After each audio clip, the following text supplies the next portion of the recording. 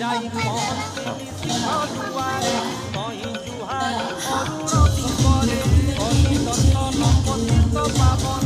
পাই মুখরে তুলসী চন্দন